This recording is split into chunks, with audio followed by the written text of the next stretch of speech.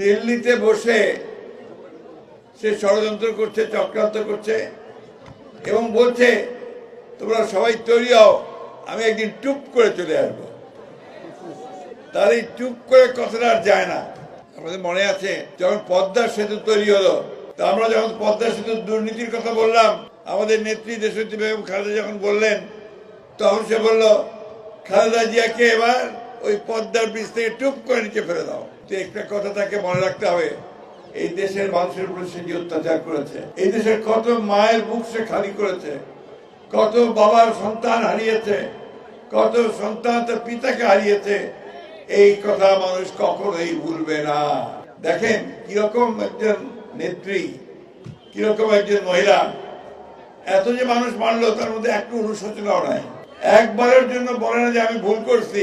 এটা একটা ভয়াবহ, আমরা যেটা কথা বলি যে দুধ পাথরের মতো আমাদের বুকের উপর বসে আছে, এই সেইখানে বসেছিল।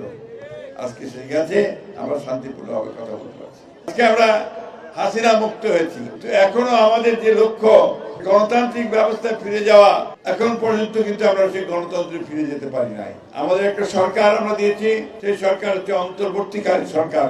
তাদেরকে দায়িত্ব সুনির্দিষ্ট করে বলা আছে যে তারা এই যে এত জঞ্জাল তৈরি করেছে হাসিনা, দেশের অর্থনীতিকে ধ্বংস করে দিয়েছে, বিচার ব্যবস্থা ধ্বংস করেছে, প্রশাসনকে ধ্বংস করে দিয়েছে, এটাকে ন্যূনতম ঠিক করে সংস্কার করে সে নির্বাচন দেবে। তারা সেই নির্বাচনে যারা অংশগ্রহণ করবে তারা জনগণ যাকে চাইবে তাকেই তারা ক্ষমতায় নিয়ে আসবে। আমার ভোট আমি দেব, যাকে খুশি তাকে দেব। এখানকার লোকেরা আপনারা অনেকেই গত 15 বছর ধরে কোনো ভোট দিতে পারেননি। আজকে এই সুযোগ এসেছে।